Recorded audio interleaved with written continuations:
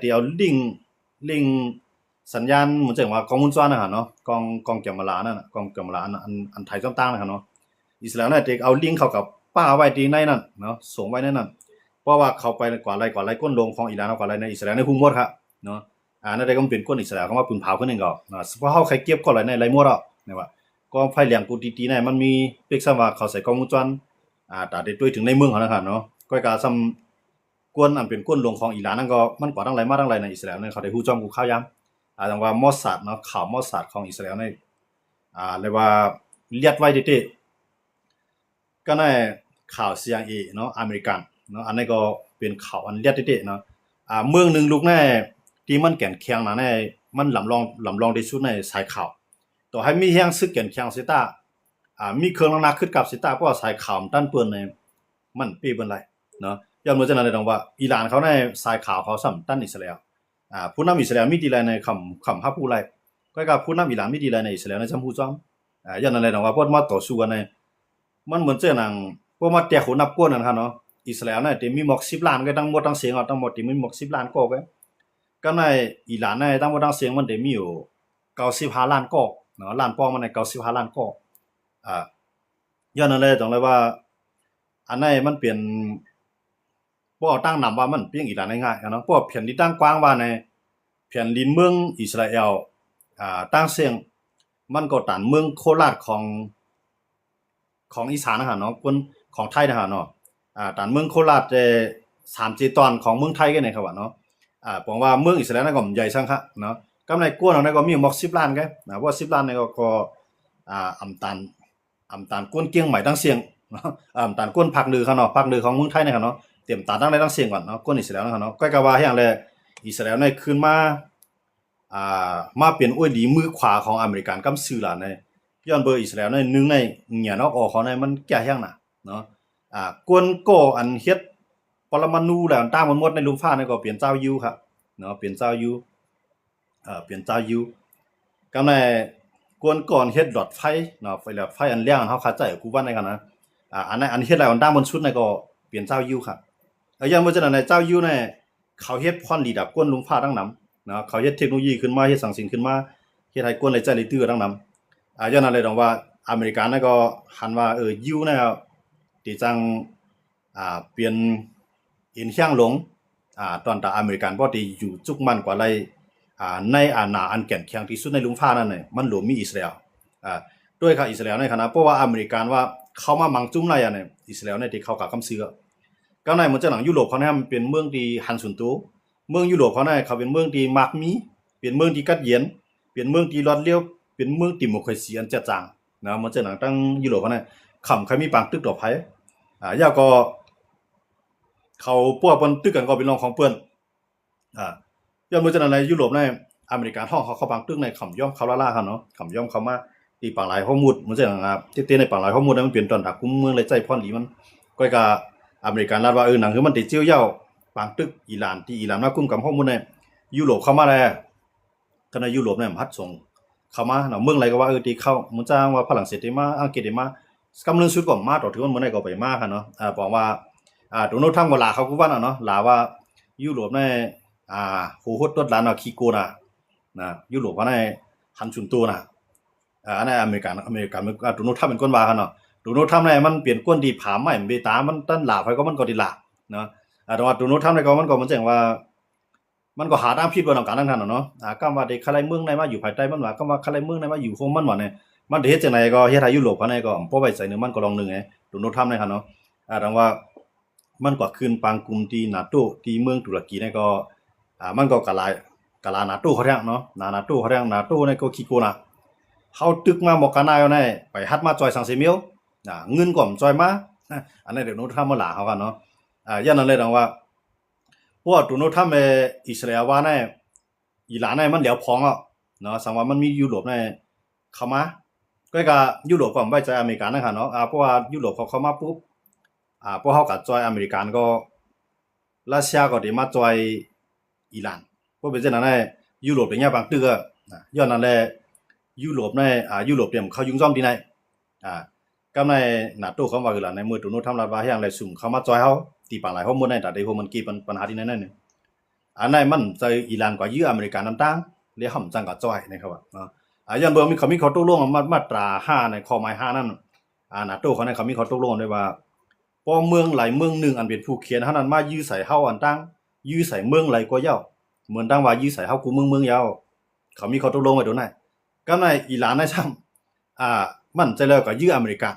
มันยื้ออิสราเอลก็ก็ในอเมริกันสามารถจ่อยอิสราเอลเลยอะไรเปลี่ยนปังตึกกันกว่าตั้งอิหร่านและอเมริกันก็ในอเมริกันสามารถใครปังตึกเนี่ยให้มันยาวให้มันเจียวเย้าให้ยุโรปในเขามาจ่อยให้NATOของในเขามาจ่อยก็ในNATOยุโรปเขาว่ามันใจเขาตกลงอันมีไว้รู้ทำจังกับจ่อยก็ในพวกยุโรปเขามาจ่อยกับรัสเซียเขาก็ได้เลยมาจ่อยก็ในพวกรัสเซียมาจ่อยขี่มาจ่อยก็เย็นเปลี่ยนปังตึกลุงครับประกำ3เพราะนั้นก็ในอเมริกานำติกดไก่ตุ้ยเขาบางอันก็ในก็ได้อยู่ด้านนอกให้ไปตุ้ยอเมริกาเนี่ยมันใกล้ใจลอกไล่ในกันเนาะจนว่าอเมริกาเนี่ยก็มันก็ลักลิงนั่นขนาดมันก็ลักลิงโดนโน้ตทำในมันใครบนมาบางอันในกำพวกบางอันมันเด็ดถอยไปตุ้ยพวกมันไปตุ้ยก็ในพวกมันเรียบไรไปปูนเอาไหนภายในเรียบแล้วเนี่ยมีดีปึ้งอเมริกาเนี่ยเข้ามาภายในก็กึดเลยภายในก็กึดเลยอเมริกันมาอยู่กลางไอ้จอยแถมลองกึดตึกกันกำลังซึมมาอเมริกันในทั้ง2ขาเนาะภายอันง่ากินมันจะหนาเฮาว่าอยู่เรื่องอิหร่านยุโรปเขามาบางอิหร่านมาในเพราะว่ามีไผมาจอยนี่เนาะอิหร่านในเรียวพ้องก็ในพวกมีมาจอยพวกมันจะเห็นว่ารัสเซียเขาขี่เขาตุดอุ้ยดีของอิหร่านเขามาจอยเย็นเป็นบางทึกลงครับโปรแกรม3ก็ในอเมริกันถามว่าบางตึกในมันถูกได้เปลี่ยนบางตึกกันใหญ่มากก็ได้กึดกันแลตรงโน้นทำนั่นได้ใจลอกล้านในสังว่ายุโรปเขาทำเขาก็เข้ากว่าไปตัวให้อเมริกันในมังบ่ได้ในอเมริกันในก็มังก็มันก็ติมังให้ร่วมก่อมจังนั่นขนาดเนาะพวกมังให้ร่วมปุ๊บมันจะเห็นเขาว่ามันได้มีตั้งตาวันออกกลางเขานะได้ยิบมือกันขึ้นมาค่าน้ำหนักต่ออเมริกันกำในอิสราเอลเนี่ยก็มีตั้งเลือกแล้วมีผู้เขียนเอากำในอเมริกันว่าสังนักมันก็เตรียมบ่ให้ถ่อมแต่ว่าก็ได้เตบีบก่อมไล่เนาะเตบีบให้เลียวไปก่อมไล่ตีเฮ็ดให้ย่อมก็อิหร่านซ้ำย่อมแม่โดนโนทำมันใจล้ำนะครับเนาะเพราะว่าอิหร่านได้เป็นคนตื่นลาดสังกอมไล่อุบสังกอมเฮ็ดจ้อมเนี่ยนี่ว่าอิหร่านได้เป็นคนตื่นมันก็ตื่นได้ค่ะอิหร่านเนาะมันเป็นคนที่เอาศาสนาให้อุปเปิงพองงำเมืองได้มันก็ตึงตื่นนั่นขนาดเนาะยันว่าเนี่ยมันใจปักเปิงรักเมืองครับลูกมันเปลี่ยนตั้งยุ่มยามเจ้าเก่ามีไว้จังได๋กูภายเนี่ยได้ถ่อมความสั่งสอนนั่นแหละที่ได้อยู่ภายใต้ศาสนาน่ะก็ให้นั่นแหละมันมีรองมีตั้งเตี้ยๆนั่นขนาดเนาะเฮ็ดให้ได้แต่ว่าเมืองอิหร่านนั่นก็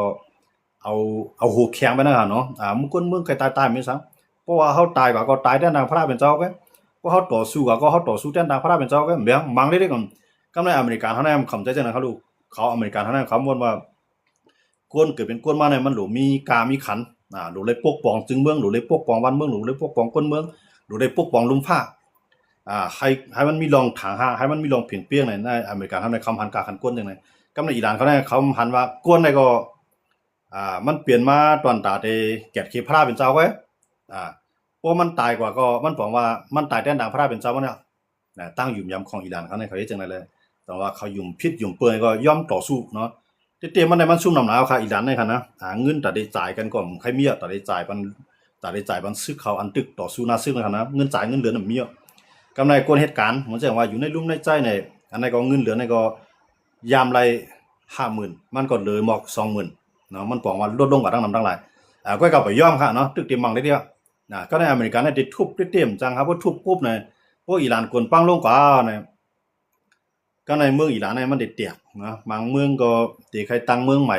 บางพื้นที่เขามันได้มีหลายเจ้าคือเขาแล้วเนาะบ่ทุบไปนะไหนก็ในเมืองอิหร่านนั้นได้เย็นเป็นเมือง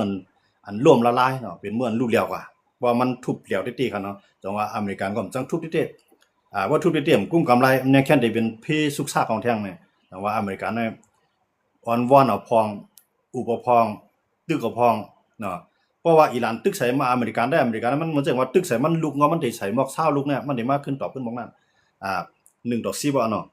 ก็ว่าเฮ็ดน่ะสิตาก็มันไปเอากึดลงไรย้อนเบ่อิหร่านเนี่ยเขายุ่มยำพระเป็นเจ้าเขาไว้นั่นน่ะเขายุ่มยำสังคำยุ่มยำว่ากวนเมืองได้ทุกค่าจังได๋คำสนใจกวนเมืองเขาได้อึบยักจังได๋คำสนใจเมืองเฮาเนี่ยโดนเลยขึ้นเยอะจังได๋คำสนใจเขารู้สนใจว่าเฮาหลมีเครื่องหนักๆเพราะว่ามีเครื่องหนักๆในนิวเคลียร์เนี่ยมีประเทศสันเฮาหลายเขายุ่มยำมันนั่นน่ะเนาะจังว่าเขาก็ต่อสู้มานะครับเนาะนั่นได้ก็ตาได้เปรียบมีก็ว่าเตซุ่มมื้อหลายเตกึดมื้อหลายนั่นก็น่ะมันคือก็ตาได้เปรียบมันเป็นไรเนาะก้อนนึงเนี่ยมันกุมกำลังกาเฮาได้เนาะก้อนนึงในซ้ำอยู่จอมลินอยู่ใต้ลินก็ได้มันก็เต็มเอาให้เปียได้ ก็ก็ว่ามันติดหลักข้าวยาวเนาะที่เฮ็ดให้อเมริกันได้ซุ่มเงินนำที่ไหนที่เฮ็ดกว่าอเมริกันได้ซุ่มเงินนำดิกๆเนี่ยขี่ให้มันได้มีดิกอันนี้ก็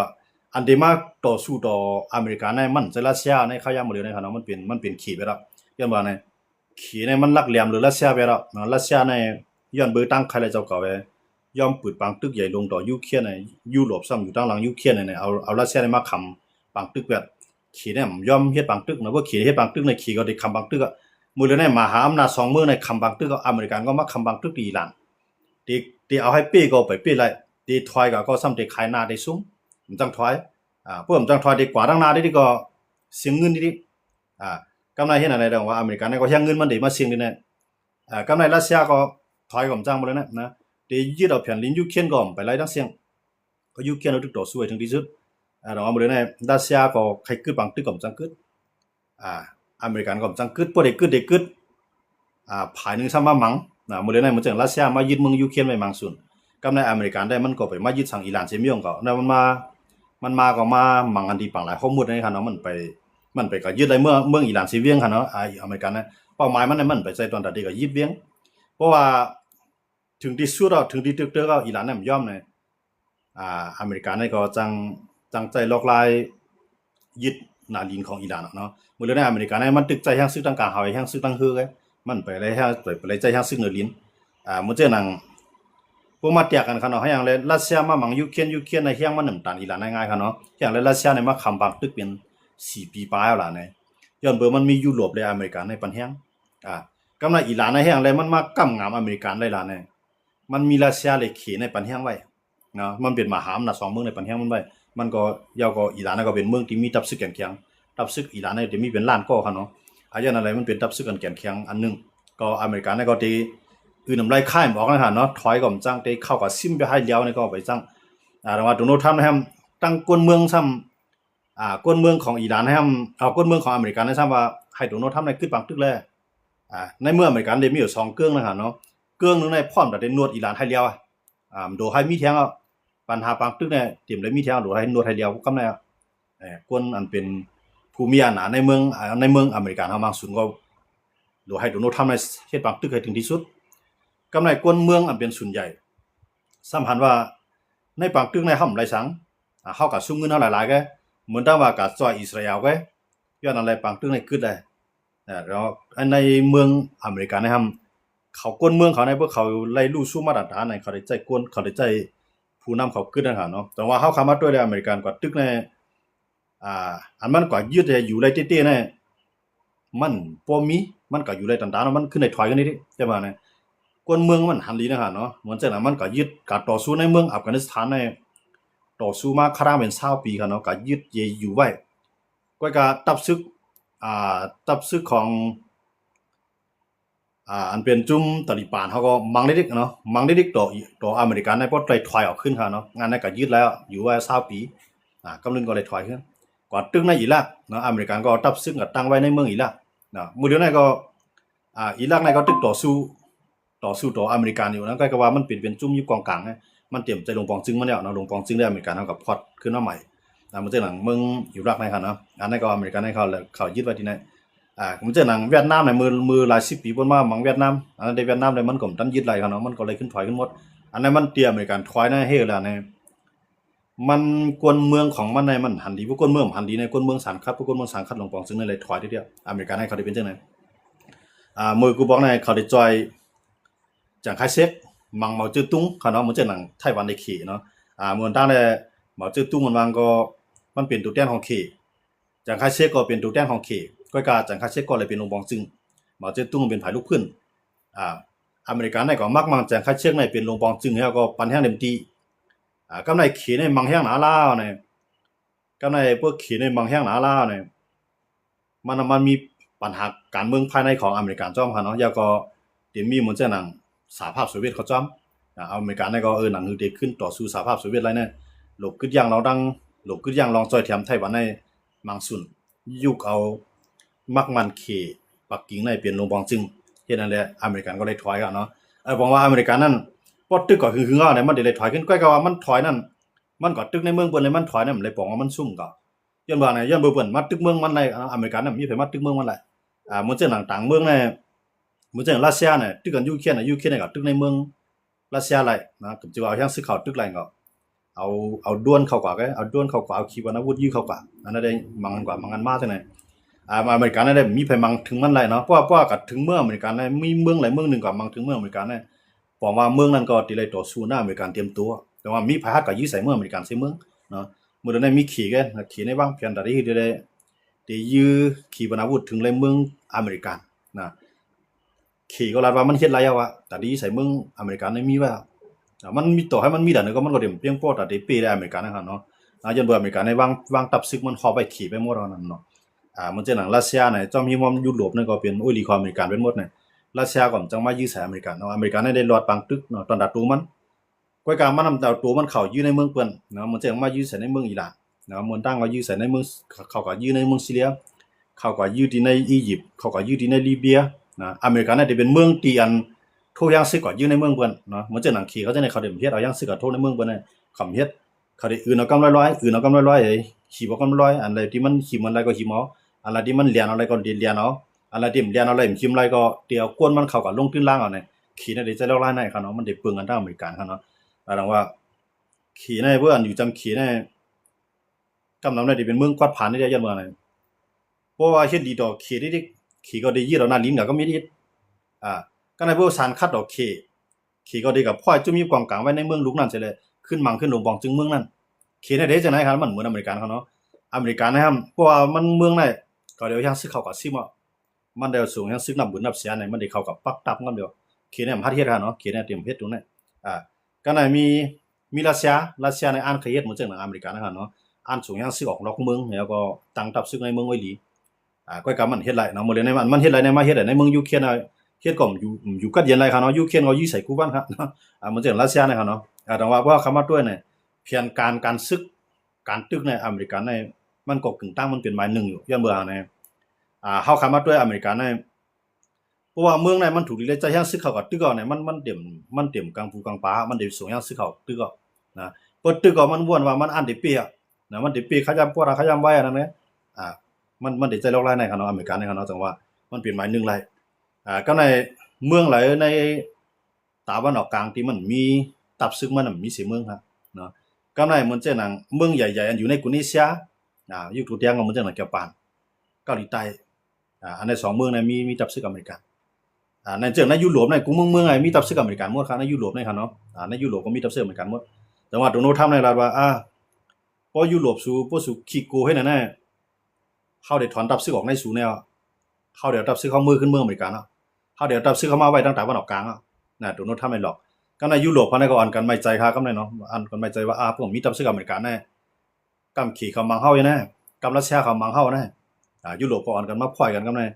นอ่อนกันเอาใจโดนัลด์ทรัมป์ค่ะเนาะยันเบิดโดนัลด์ทรัมป์ลาดว่าเหมือนตั้งในรายของจึงเมืองสู่นั้นต่อ1เมืองใน 2% ของรายของสู่นั้นให้เอามาใส่ในเงินกองกลางตับซึกอันเฮาได้ต่อสู้ตั้งนานได้เมืองไหนก็ย่อมหลายๆเมืองก็ย่อมใส่อเมริกันเราว่าพวกนั้นก็เฮาได้ถอนตับซึกออกว่าเมืองติ่มย่อมใส่เงินเฮาได้ถอนตับซึกออกเตรียมเอาข่มรวมมันซัวเมืองจะนั่นก็กูอย่าบ่ทางไหนเจิ้งคนยุโรปเขาเนี่ยเขาก็ใครเฮ็ดซึกเต้ๆนะครับเนาะมันเจ้าหนังเยอรมันเขาเนี่ยมันเจ้าหนังอังกฤษเนี่ยเขาก็บ่ใครเฮ็ดซึกเต้ๆเขามีซึกต่างๆเนาะเขาให้ป้อเอาอย่างว่าเขาว่าเขาอยู่ว่าเขามีอเมริกันไว้นั่นคั่นเนาะบ่มีอเมริกันในประเทศพัดมาเยอะแต่ว่าเขาไว้ลองซึกเขานั่นคำป้อไว้เคียงใหญ่เหมือนเจ้าอเมริกันกำในเหมือนเจ้าหนังอันตะได้ปกป้องแก่ขี้วันเมืองเขานั่นเขาก็เตรียมป้องแก่นเคียงแต่ว่าวันเมืองในยุโรปในไลกูขี่ไลกูรัสเซียเนาะอย่างว่าเนี่ยเต้ๆในยุโรปในเขาสร้างขึ้นมาหนักตู้อันหูมันก็เป็นอเมริกันนะครับเนาะแก่นแข็งในเขาแก่นแข็งยันเบอร์อเมริกันในก็ในอเมริกันได้รับว่าเฮาเตรียมจอยซัวบ่สูงมาจอยเฮาโอ้ยกดโอ้ยหลีเต้โอ้ยหลีปลอมในเฮาฮู้นะโดนทำมาโดนทำลาดว่าเพราะว่ามือปางตึกอิหร่านในมีเมืองไหลเข้ามาตั้งนานในก็พอสู่เปลี่ยนสามารถก็เฮาเตรียมจอยซัวโดนทำก็ใจโลกร้านในหลอกยุโรปไว้เนาะมื้อในยุโรปในก็ขึ้นตึงขึ้นมาเนาะอันโดนัลด์ทรัมป์ย้อนมาเงิน 2% ก็ได้ใช้ก็ในโดนัลด์ทรัมป์เราว่า2% นั่นพอมื้อเร็วในขี่เขารัสเซียเขาในแก่นแข็งแรงหลายย่อพอสู่ตึกว่นเอาเงินแต่ได้พวกปองวันเมืองสู่ก็ได้สู่มีเครื่องหนักพวกปองวันเมืองสู่อย่างนั้นแหละโดดใส่ 5% เนาะ เนาะว่าไล่ๆของจึงเมืองสุในให้ใส่ตาฮับปูน่ะให้มาตาที่เฮ็ดเทคโนโลยีตาที่เฮ็ดเครื่องหนักอันคือกราฟมันสิได้แก่ขี้จึงเมืองนั่นน่ะหลายๆเมืองก็ใครบางเมืองใครใส่บางเมืองใครใส่นะครับเนาะอ่าเรื่องนั้นอย่างว่ามื้อเดือนในยุโรปนั้นที่มีอยู่3เกาะใหญ่ๆอันพร้อมตาได้ที่มาก็ย่อหลวให้ยุโรปในแก่นแข็งโคอำนาจในมันหลวมีโคยุโรปโคอเมริกาเฮาได้ปึงลองห่มรวมที่อเมริกากันแล้วเนี่ยยุโรปเขาก็ต้องไปวางแผนตาได้ตั้งขึ้นมาก็ยุโรปเนี่ยเขาเป็นเมืองที่ละอยู่ดีกินดีก็ดีนะหลายเขาก็ลองซื้อเนี่ยเขาก็บ่ไว้กาคันตามอเมริกานะครับเนาะจังว่าอเมริกานำว่าจังอันนั้นเมืองไหนที่มันเรียกเป็นประเทศของเขาจังได๋ปานอเมริกันกุมกำไว้แล้วนั่นคือต่างเมืองเดิมจังมาเหมือนเช่นนั้นกินแลนด์ครับเนาะกินแลนด์ในอเมริกาในคลายกินแลนด์ในยามบ่ซั่นน่ะย้อนเบิ่รัสเซียก็ลงที่ล่างที่นั่นนำขี่ก็ลงที่ล่างที่นั่นนำก็ในอเมริกานำว่าเหมือนตั้งว่าปันขี่ที่รัสเซียในอยู่จำเฮาเสียมกาปันขี่ที่รัสเซียในหางเฮียนอันน่ะปะว่ามันขึ้นมาจำเฮาได้เดียวอย่างว่าจังนั้นในกินแลนด์ในหลวงปานอเมริกาในอุเปิงแคนาดาในหลวงมาอยู่คมเมืองอเมริกานะคองปานามาในหลวงปานอเมริกันกุมกำอันนั้นโดนัลด์ทรัมป์น่ะที่จะลอกไล่นะครับเนาะต่อถึงมื้อใดก็มันไปลืมครับโดนัลด์ทรัมป์เนี่ยมันถือว่ามันก็ขึ้นบางกลุ่มที่ NATO ที่เมืองตุรกีเนี่ยก็มันก็ยังว่าครับเนาะจื้อมาก็ย่อตัวเฮาเย้าลองอิหร่านแนวได้เฮาได้มาเอากินแลนด์น่ะอยู่ภายใต้มือเฮาให้ไรอันเป็นประธานาธิบดีของเดนมาร์กก็ออกมาสารคัดกำเหลวเมืองเฮาเนี่ยมันใจตาขายนะเมืองเฮาเนี่ยมันใจตาปันเผอเฮาได้ต่อสู้ถึงที่สุดว่าเขาก็ตาโดนัลด์ทรัมป์เนาะมันเจอยุโรปในเป๊กซังว่าเขาเข็งต้าจังได๋สิต้าสังจะว่าอเมริกันเข้ากับมังเขาเนี่ยเขาเต็มเปี้ยอเมริกันเขานะยันเมื่อในเขาในคำยำยาปางตึกกันใหญ่ๆเหมือนจะอเมริกันรายการมันเด็กกับเขาตั้งขี่รัสเซียค่ะเนาะเพราะว่าอเมริกันได้ตั้งยุโรปเขามังกันเนี่ยเพราะเขาได้เหมือนจะยุโรปได้พร้อมได้มังอเมริกันนำเร็วค่ะเนาะสังจะว่าอเมริกันให้เขาก็ยึดเกาะกินแดนเนี่ยเขาอ่านได้มังอเมริกันกำเสืออ่านแกดคิดดูนะครับเนาะบ่ให้จากนั้นมาปุ๊บเนี่ยขี่รัสเซียได้ยินมือเขาจ่อยภายไหลซึ่งมากก็ว่าขี่รัสเซียจังมายึดมืออเมริกันแบบก็เป็นไรตาที่ให้ทุบอิหร่านตาที่ให้ทุบยุโรปอ่อนๆเพราะยุโรปอ่อนๆเอากำแนอันตาที่มาเตียนเปลี่ยนเอ็นแห้งลงอเมริกันนั่นก็ดีอ่อนๆลงกว่าเพื่อมาโคมอเมริกันได้เขาก็ยังตึกอยู่ไรขี่อยู่ไรรัสเซียอยู่ไรอเมริกันอยู่ไรยุโรปอ่อนๆกว่าเพราะยุโรปอ่อนๆเอาในยุโรปไม่ติดเตียกกันเอากำแนบ่ติดเตียกกันเนาะก็เลยจำรัสเซียอยู่จำรัสเซียก็อยู่จำอเมริกันก็ให้ก็อเมริกันก็เลย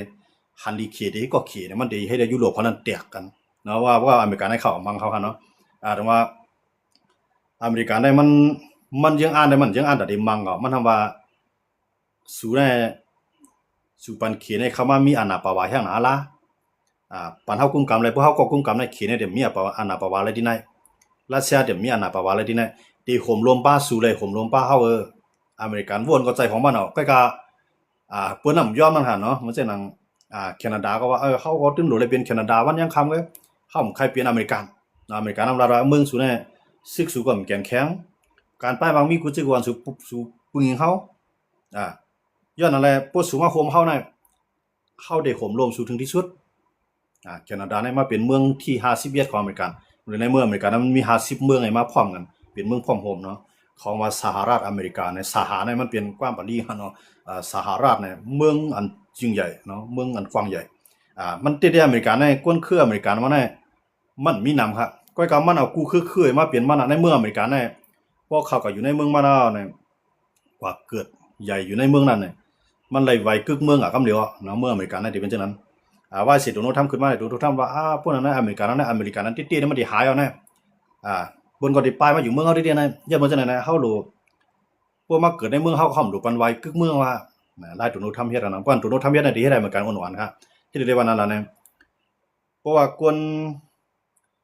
มาเกิดในเมืองมันก็เลยกวนเบิ่นมาเป็นกวนมันน่ะเนาะเพราะว่ามันย่อมปันไว้เกิดเบิ่นนะขี่ก็เกิดก็ตึกเป็นขี่วันยังค่ำแก้วปานก็เกิดก็ตึกเป็นแก้วปานนั่นน่ะเป็นกวนอเมริกันได้แต่ว่าโดนทำนั้นมันแค่ห้ามจังนั้นครับเนาะใครเอาต่างเมืองต่างคือมาเป็นกวนของมันเนาะป้อกวนอเมริกันได้ก็ได้ป้อหรือรักษาอเมริกันนั้นมีไว้ก็ได้ก็แล้วว่าเนี่ยก็กะว่าป้ายวนของกวนอเมริกันซุเนี่ยมันหันลีลาโดนทำเฮ็ดคั่นเนาะหันลีว่าโดนทำในมันนำวนว่าไข่ก็ลายเหมือนจังเมืองไทยนั่นน่ะเมืองไทยเนี่ยมันใจไทยแจ๊ดเฮาได้หายต่างเราจังนั้นได้มาเกิดเมืองเฮาใหญ่เมืองเฮาเดียวได้มาชิมคู่ของน้ำดีหินผาเฮาใจเตียนต่างเฮาอ่อนกันไม่ใจเมืองไทยก่อนเนาะติในสังว่าเมืองไทยเนี่ยสังว่าเขาวางแผนดีๆในเมืองไทยเนี่ยเป็นเมืองยิ่งใหญ่คำเดียวนะแผ่นดินเฮาก็กว้างก้นเฮาก็ได้นำทางนั้นนะ ประกาศว่าเมืองไทยเนี่ยแต่เลยไปไทยเนี่ยมันอยากนะมันอยากมันเหมือนเมืองมันเหมือนสิงคโปร์เขามันเหมือนอเมริกันเขาเนาะมันจะอย่างสิงคโปร์เขาจะได้เพื่ออยู่ในเมืองเขาหึงอะไรไว้เขาเนาะสิงคโปร์นะครับเนาะคำว่าก้นคืออะไรว่าโหลไทยมันก้นก้อนนั้นหักแผ่นดินทุกนั้นนะเพราะสิงคโปร์ในได้ว่าเขาแข็งแข็งเนาะมันจะอย่างหนังเมืองไทยเนี่ยมันจะอย่างหนังเมืองไทยเนี่ยโหลเวียนไทยเจ้าหรือว่าจังนั้นนักความไทยปีวันเพี้ยนว่าจังนั้นใครกันแนวตั้งใต้เนาะใต้นะเขาก็ว่ามันใจใต้เจียดว่ามันใจใต้นั่นไม่ว่าเนี่ยปากแบบกำลืนสุดว่าในใต้มันตั้งตัวอะไรทั้งกล้วยเนาะอีแบบเปิ้นนี่เอาเฮาคนในเมืองเฮาก็เป็นผู้เขียนเฮาได้น่ะอันในลอกลายใต้เฮ็ดเนาะอเมริกันในโดนัลด์ทรัมป์ในก็ใครก็หลายนั่นแบบนั้นบ่เดียวใครก็จังนั้นว่ามันใจกวนอเมริกันจัดในมันเอานะโดนัลด์ทรัมป์เอามากึดลือแบบกึดยุคเลิกไปนะเนาะเฮาว่ากึดลือลองไว้เกิดในโดปานเอาคนหนังเมืองโดนัลด์ทรัมป์เนาะแต่ว่าลอกลายเฮ็ดสร้างโดนัลด์ทรัมป์นั่นในกวนในเมืองอเมริกันเขาของอันดีแต่ว่าปางตึกอันตั้งนานได้สังเกตว่าอิหร่านในซุ่มก็คือในมันติเฮ็ดให้เพราะว่ายุโรปเขาได้ตึกกันเนาะเพราะว่ายุโรปก็ตั้งอเมริกันไล่ขึ้นตึกกันได้นี่เนาะยุโรปเนี่ยเขาได้แตกกันเนาะบางเมืองก็เดียวก็เอาใจรัสเซียบางเมืองก็ที่ก็เอาใจขี้นั่นคือที่มาค้านอำนาจอเมริกันได้ที่เฮ็ดให้ยุโรปมันสุกชักกันเนาะแต่ว่ายุโรปเนี่ยเขาเป็นเมืองที่ว่าใครมีบางตึกเมืองไหนตึกกันก็เป็นรองของเมืองนั้นน่ะเฮาด้วยถึงศูนย์เป็นก้นแกอเมริกันเนี่ยมันใจจังนั้นอเมริกันในเมืองไหนตึกกันกึดได้พวกผมกึดก็ได้เข้ายังเสื้อเข้ากับมังโดนัลด์ทรัมป์อเมริกันนะครับใจไรน่ะก็เขียนตัวแทงเมียวเขียนในเมืองไหนใครตึกกันรองของสูก็สมเกี่ยวสังเขาใจกึดก็รองของสูภายไรหลวงกองกลางมาซื้อเขียนในใจไรน่ะครับเนาะเฮ็ดแกงหาไม่เขียนนะจุ